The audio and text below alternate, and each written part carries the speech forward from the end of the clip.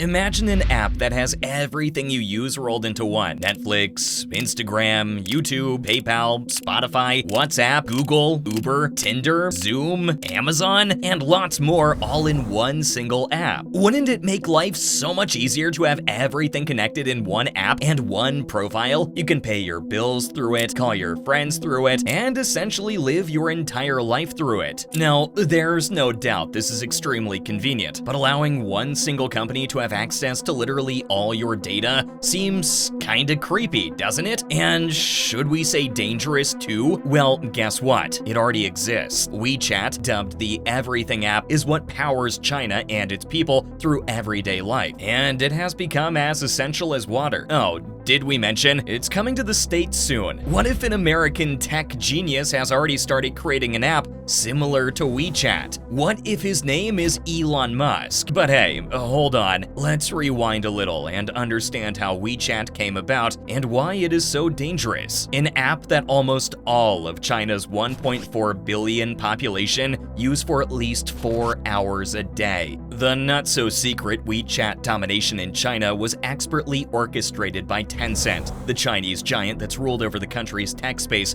for the last 2 decades or so. The idea of a super app that could do everything a person needs was a ripoff of themselves. You see, Tencent, before WeChat, had set up QQ, an internet chat service tailored for the Chinese market and the much more restrictive desktop computers. QQ started as a simple internet chatting service called OICQ, inspired by the popular ICQ. However, due to a lawsuit filed by the larger American company, Tencent had to rename their app to QQ to avoid a costly legal dispute. QQ grew by simply copying features from other internet brands and services into their own platform. This approach continued with the launch of WeChat in the 2010s, capitalizing on the smartphone and mobile network boom. WeChat initially didn't achieve instant success, but it began gaining momentum in China with the introduction of a feature called Push to Talk. This feature enabled users to conveniently record voice notes that would automatically be converted into text messages. Pony Ma recognized the inherent advantage of WeChat being a mobile app, accessible to users at all times. Instead of confining it to a mere chat application, he envisioned the boundless possibilities and potential of WeChat. For example, WeChat added a feature called Moments, basically their version of Facebook or Instagram, a real-time social media feed of posts, images, and articles. By 2012, WeChat had 100 million users, barely a year into its launch, making it the fastest social media growth in history, taking only 433 days to hit 100 million users. For context, that took Facebook around 5 years. The key to WeChat's eventual dominance in China was that Tencent just kept bundling more features in this same app. A significant milestone for WeChat happened unintentionally. During the Lunar New Year in China, the tradition of giving red envelopes with money was widespread. WeChat capitalized on this by introducing a red packet feature within their app, enabling users to digitally send and receive monetary gifts.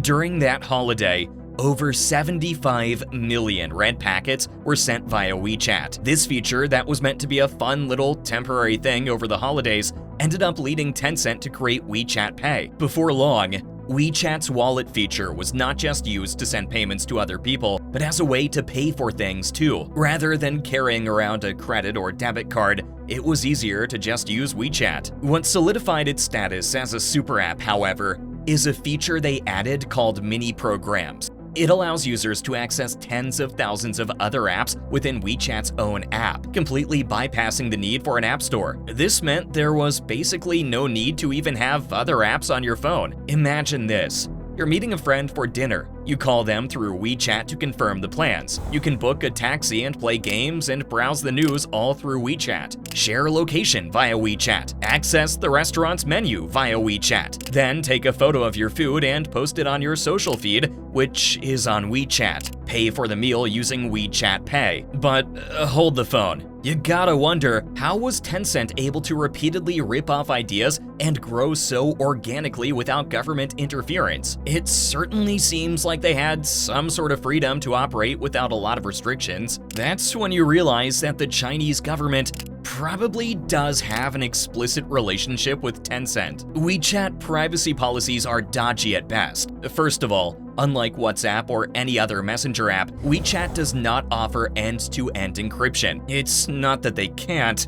they just don't. On top of that are the multiple allegations of spyware buried in the app, which, sure, that's bound to happen when you offer hundreds of services, but more seriously, personal user data is collected and used by the Chinese government however they like. The sheer amount that the Chinese government does using the WeChat app virtually makes it a digital weapon for China, with the Chinese government having hundreds to thousands of executives inside Tencent to monitor citizens using the app in their day-to-day lives. The government implements a whole bunch of sensors to block anti-government posts and movements. They can order deletions of public or private posts, and even go as far as detaining people based on their surveillance data. They also got Tencent to alter the games available via WeChat or linked systems to conform to communist ideas and values, as well as incorporate a facial recognition system to introduce a 3-hour cap on gameplay by kids 18 years or younger. All these liberties being afforded to the Chinese government by Tencent is as a result of Tencent and WeChat being allowed to employ brutal tactics to wipe out competitors without much interference from government regulators. Well, at least initially. But by far the scariest of this is the fact that WeChat's information on payment history, real-time location, what you buy, where you go, and who you are associated with are fed to China's social credit scoring system, which affects what citizens can do, and the government can use that info to deem whether a citizen is trustworthy or not.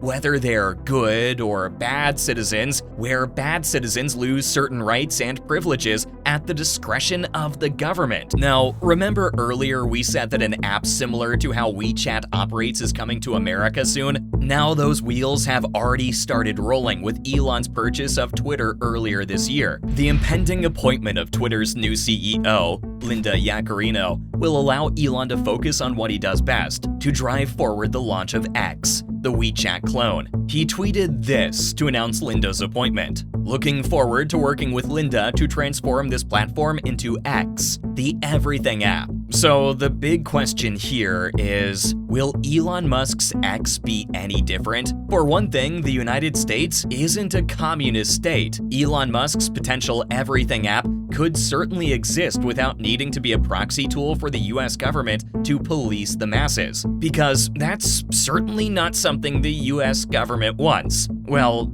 at least that's what we think. But seriously though, the obstacles facing the proposed X app being applied in America like it is in China are not in short order. Reports from April 2023 about a merger already done with Twitter and Elon's former online banking platform X.com hasn't been denied yet. The logistics of acquiring the other necessary services required to create something that could rival WeChat will prove a tall order.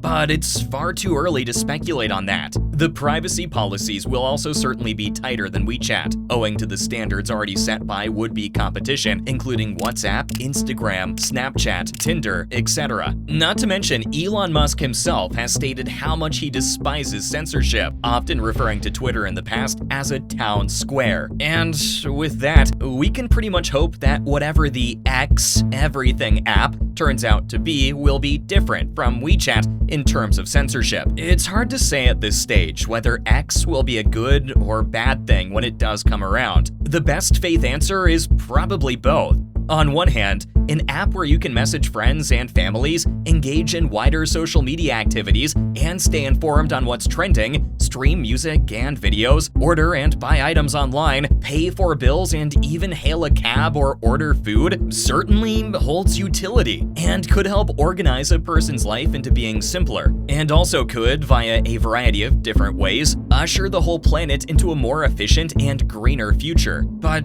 you never quite know what you're gonna get with Elon Musk, and we've seen what a super app like this could be in the hands of a super powerful government. Fears that it may be used the same way in the West can't be dismissed easily. And tinfoil hat on for this one, guys, we could be on the verge of a cyber war.